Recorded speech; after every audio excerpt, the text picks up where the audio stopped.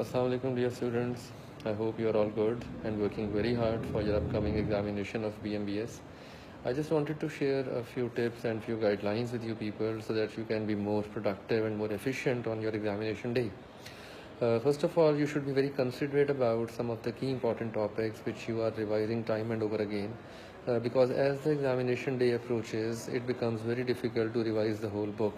So you should be very particular about some of the important topics which you should be revising quite frequently. For example, as we have already discussed and I have already shared a list of some important topics. Theories and models are very important. You should not skip any single theory, any single framework, any single model for your examination preparation. And secondly, when it comes towards your examination grid, you should be very much careful about the grid as itself. Like the first chapter, all the theories are quite important, especially if we talk about Taylor's scientific management, if we talk about Urwick, for example, if we talk about Auchi's theory Z, for example, and then we have some operational research tools. Similarly, if you look at the second chapter, the comparative framework models are very important. For example, the five forces model is quite important this time.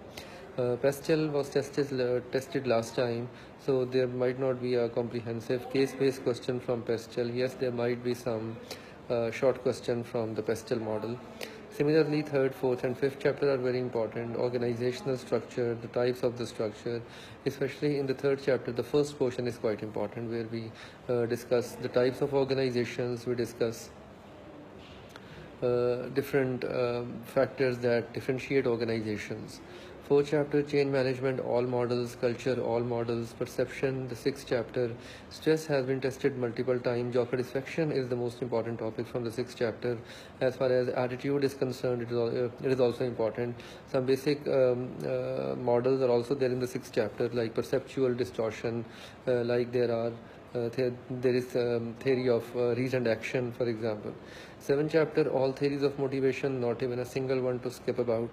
Similarly, eighth chapter, all theories of leadership, specifically focusing on Tenenbaum and Schmidt model, focusing on Rensis Likert, Ashridge model, focusing on the trait theories of leadership.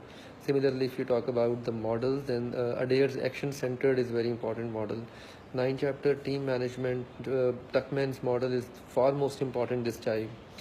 Similarly, negotiation and conflict, all the models of conflict management and negotiation. 11th chapter contribute about 15 marks to your examination. This whole chapter is very important, so you should be very much clear and very much considerate about that chapter too.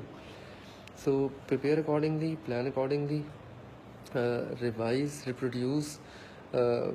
When you are going to attempt the question in the examination paper, you should be very much careful about marks allocated and the depth of the question which is being asked. Do not start writing essays for a question worth 2 marks. Do not be too much narrow or specific for a question worth 6 or 7 marks.